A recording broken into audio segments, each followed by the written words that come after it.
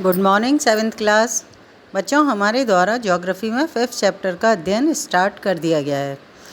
हमने यहाँ पर 5th चैप्टर जल के अंतर्गत जल के विभिन्न स्रोत जो सामान्य रूप से आपके दिमाग में आते हैं वो हैं नदियाँ, जलप्रपात, वर्षा की रिमझिम और नल से आने वाला जल, महासागर। ये सारे के सारे आपके जल के प्रमुख स्रोतों के अंतर्गत सम्मिलित किए जाते हैं। यह आपके दिमाग में ये स्रोत ही मुख्य रूप से जल के नाम पर आते हैं।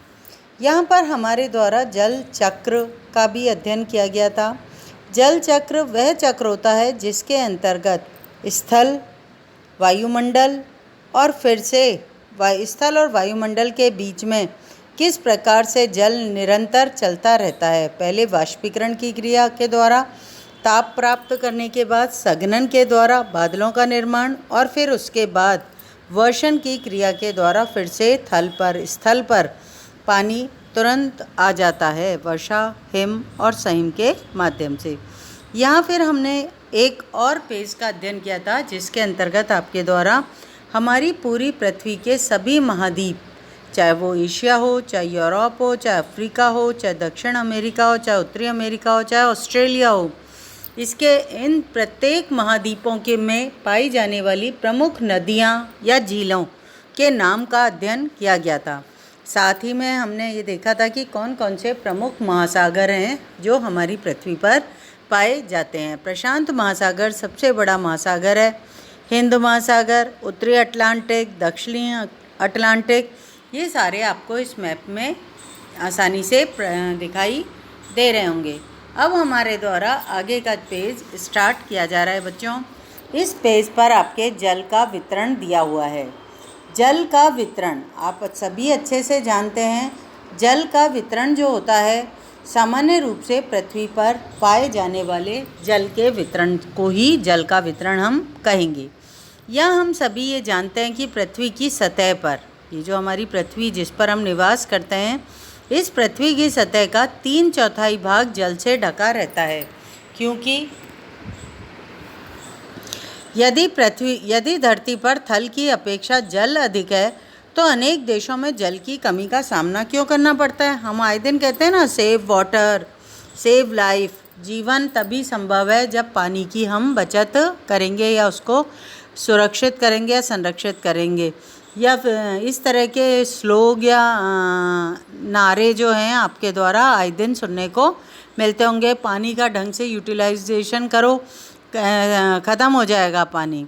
ये क्यों कहते हैं, क्या है इसका वितरण इतना? जब हम ये कह रहे हैं कि पूरी पृथ्वी का 3/4 भाग जल से घिरा हुआ है, फिर हमारे द्वारा इस पानी का सेव वाटर क्यों कहा जाता है, उसके बारे में समझने के लिए हमें ये देखना पड़ेगा कि ये जो 75% या 3/4 भाग हमारी पृथ्वी जल से घिरी हुई है, उस जल का वास्तविक वितरण क्या है। इससे पहले वाले पेज पर हमने पढ़ा था कि जल 2 भागों में विभाजित होता है।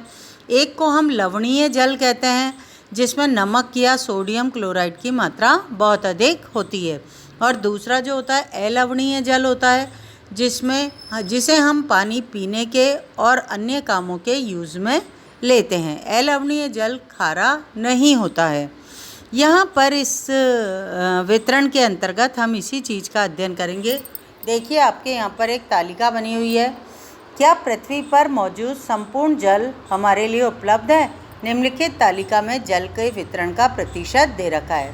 प्रतिशत के अंदर देखो बच्चों, महासागर आपको पता ही है, जैसे आपके हिंद महासागर, उत्तरी अटलांटिक, प्रशांत महासागर। ये जो महासागर होते हैं बच्चों, इसमें 97.3% जो 3/4 भाग पृथ्वी पर पाया जाता है ना, उसका 97.3% भाग महासागरीय जल है। और महासागरीय जल तो तुम्हें पता ही है कि वो लवणीय जल है, मतलब खारा पानी है। दूसरे नंबर पे बर्फ़ के रूप में जमा हुआ, जो पृथ्वी के धरातल पर बर्फ़ जमी हुई है उसके रूप में 2% बर्फ़ के रूप में पानी पाया जाता है। ये अलवणीय जल है बच्चों। भूमिगत जल जो भूमि के अंदर है, भौम जल जिसे हम कहते हैं, ये 0.68% पाया जाता है। ये भी अलवणीय जल होता है बच्चों। और ये अलवणीय जल क्योंकि भूमि के नीचे है तो इसे हमें ऊपर लाने के लिए बोरिंग और इस तरह के प्रबंध करने पड़ते हैं। फिर उसके बाद है झीलों का अलवणीय जल और स्थलीय समुद्र एवं नमकीन झीलें, इनका जो है आपके 0.009% पाया जाता है। झीलों का अलवणीय जल तो आपका 0.009 है और स्थलीय समुद्र, स्थल पर भी बहुत सारे समुद्र पाए जाते हैं और उन जो नमकीन झीलें पाई जाती जैसे अपने राजस्थान में सांभर झील है, इनका जल जो होता है ये 0.009% पाया जाता है। मतलब 1 पॉइंट के बाद भी 1% तक नहीं पाया जाता है टोटल। वायुमंडल जिससे हमें वर्षा की प्राप्ति होती है, नमी या आर्द्रता के रूप में जिसमें रहता है, उसमें 0.0019% पाया जाता है। नदियों में 0.0001% के लगभग आपके जल की मात्रा पाई जाती है।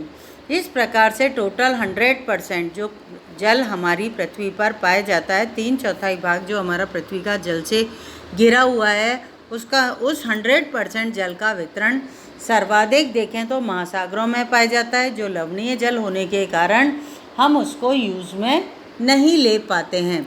और यही कारण है कि हमें जल को सेव करना पड़ता है क्योंकि वह हमारे जीवन के लिए आवश्यक है, बिना जल के जीवन संभव नहीं है।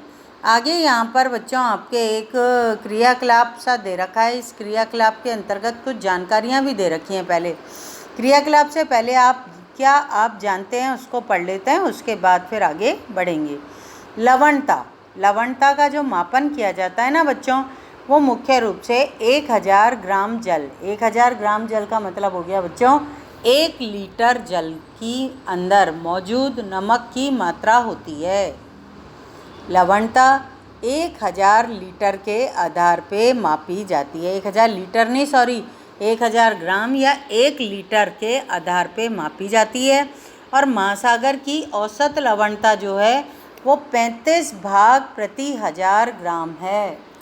1 लीटर में 35वां भाग जो है उसका वो नमक का पाया जाता है। मतलब 1 लीटर के अंदर 350 ग्राम तक नमक की मात्रा पाई जाती है। इसके अलावा एक और नॉलेज आपके दे रखी है, यहाँ पर देखो, इज़राइल के मृत सागर में, ये जो डेड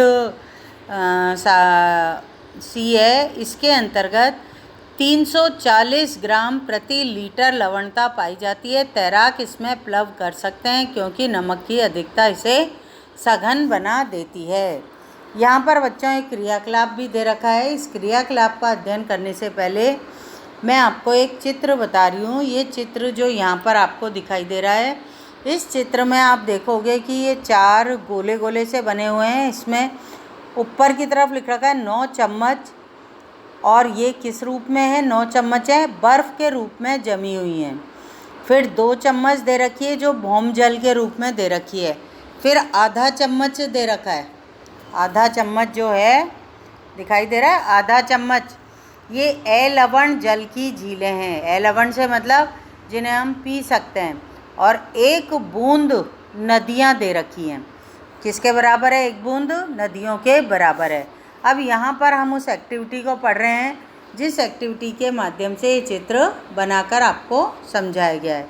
ठीक है बच्चों, यहाँ पर अपने द्वारा इसका अध्ययन करा जा रहा है। इसमें लिखा हुआ है 2 लीटर जल लें। आपके द्वारा क्या किया जा रहा है? अपने क्रियाकलाप में 2 लीटर जल को लिया जा रहा है। मान लें यह पृथ्वी की सतह पर जल की संपूर्ण मात्रा है। 2 लीटर जल क्या है? हमारे टोटल जो पृथ्वी पर 3/4 भाग जल का पाया जाता है ना, इसकी टोटल मात्रा आपके 2 लीटर जल से आपने कर ली। अब आपने क्या करा, जो बर्तन जिसमें 2 लीटर जल था उससे 12 चम्मच जल को मापकर दूसरे कटोरे में रख लिया। बर्तन से जल को निकालने के बाद शेष जल लवणीय जल को दर्शाता है। मतलब जो भाग समुद्र और महासागरों में पाया जाता है ना, वह टोटल भाग इस चीज़ को डिनोट कर रहा है। बचा हुआ जो पहले तो 2 लीटर पानी लिया आपने, उस 2 लीटर पानी में से 12 चम्मच पानी आपने एक अलग से कटोरे में निकाल लिया। जो बचा हुआ 2 लीटर में से 12 चम्मच निकालने के बाद बचा वो सारा का सारा आपका कैसा जल है, जो महासागर और आपके सागरों में लवणीय जल पाया जाता है, उसकी तुलना हमने उससे कर ली है। फिर यह जल उपभोग के लिए उपयुक्त नहीं होता है। इसमें लवणीय जल, जिसमें नमक युक्त कहेंगे हम, होता है। यह लवणीय जल होता है या नमक युक्त होता है। आगे बढ़ते हैं हम। उस 12 चम्मच का हमने क्या किया, जो अभी चित्र देखा था ना, उस 12 चम्मच में से कटोरे में से निकाल कर रखा गया 12 चम्मच जल पृथ्वी पर मौजूद संपूर्ण एलवण जल की मात्रा को दर्शाता है और चित्र में इस जल के वितरण को दर्शाया गया है। आप स्वयं देखेंगे कि आप जल की कितनी मात्रा का उपभोग कर सकते हैं। केवल 12 चम्मच ही हमारे टोटल जल में से अलवणीय जल है, जिसका हम प्रयोग कर सकते हैं। इसमें 9 चम्मच तो हमारी किसके रूप में जमा हुई है, बर्फ़ के रूप में पहाड़ों पर जमा है अलवणीय जल की। 2 चम्मच जो है हमारी उसमें भूमिगत जल के अंतर्गत भौम जल के रूप में चली गई हैं, भूमि के अंदर है। अब बची आधी चम्मच और 1 बूंद वो जल हमारे द्वारा पीने के काम में लिया जाता है या अन्य कामों में लिया जाता है। इसलिए हम कहते हैं कि सेव वाटर, क्योंकि जल हमारे लिए आवश्यक है और बिना जल के जीवन संभव नहीं है। इसलिए हमारे द्वारा यह शब्द प्रयोग किया जाता है। देखो बच्चों, यहाँ लास्ट में दे रखा है जीवन के लिए जल अत्यधिक आवश्यक है। प्यासे होने पर केवल जल ही हमारी प्यास बुझा सकता है। ऐसे में आपको क्या ऐसा नहीं लगता कि लापरवाही से जल का उपयोग करने पर हम बहुमूल्य संसाधनों को बर्बाद करते हैं। यहाँ बच्चों आपको 2 क्वेश्चन तैयार करने हैं। जल हमारे लिए क्यों बेहतर है और जल के संरक्षण की कुछ विधियाँ सुझाइए जो अपने घर पर या स्कूल में आप जल संरक्षण के लिए प्रयोग कर सकते हैं। आज के लिए बच्चों अपन इतना ही पढ़ेंगे। यहाँ पर आपके द्वारा जल का वितरण हमारी पृथ्वी पर किस प्रकार से है उसका अध्ययन किया है। लवणता का मापन किस प्रकार से किया जाता है, लवणता कितनी मात्रा तक पाई जाती है महासागरों में, ऐसी नॉलेज आपको क्या आप जानते हैं के अंतर्गत की गई है। क्रियाकलाप के माध्यम से आपने पृथ्वी के लवणीय जल की मात्रा और अलवणीय जल की मात्रा का अध्ययन किया है। आज के लिए इतना ही। थैंक यू बेटा।